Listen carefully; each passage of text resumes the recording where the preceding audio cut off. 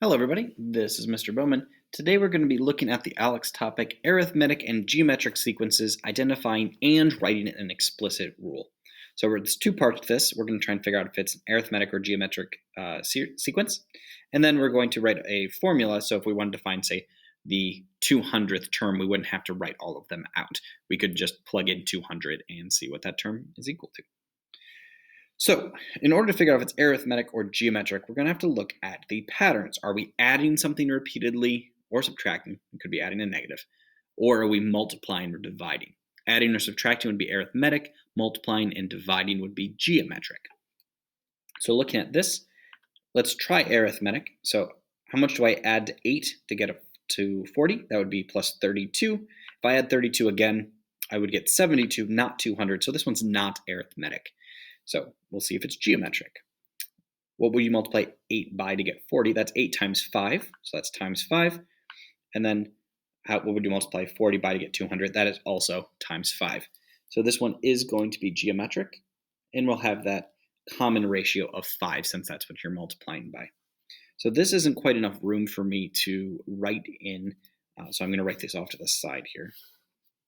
So we have a sub n, and then for a geometric one, you have your initial number 8, and then your common ratio here, so times 5 raised to the n minus 1 power.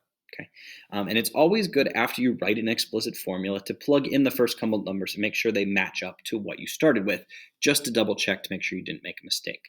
So here, if I plug in 1, I get 1 minus 1 is 0. 5 to the 0 is 1. Remember, anything to 0 power is 1. Times 8 gives us 8, so that works. What about 2?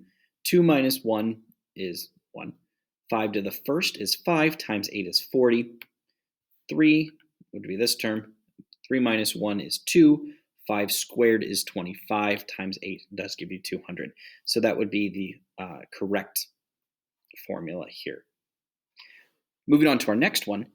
This one, see if it's arithmetic. I'm adding 5 to get from 10 to 15. I'm adding 5 again to get from 15 to 20. So this one is an arithmetic sequence.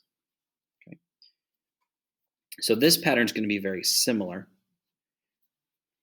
So here I have my a to the n equals, and then it's still first term, but instead of multiplying this 8 times 5 raised to the n, we're going to be adding, right? Because it's arithmetic, so it's repeated addition instead of repeated multiplication. And then we have our common difference. So what are we adding each time here? So 5, and then times n minus 1 instead of raised to the n minus 1. These are multiplied together. Okay. Once again, we're going to plug them in just to make sure they work. So plugging in 0 or 1 here, sorry, for the first term. 1 minus 1 is 0, times 5 is 0, plus 10 gives you 10. 2 minus 1 is 1, times 5 is 5, plus 10 is 15. 3 minus 1 is 2, times 5 is 10, 10 plus 10 is 20. So these are all correct.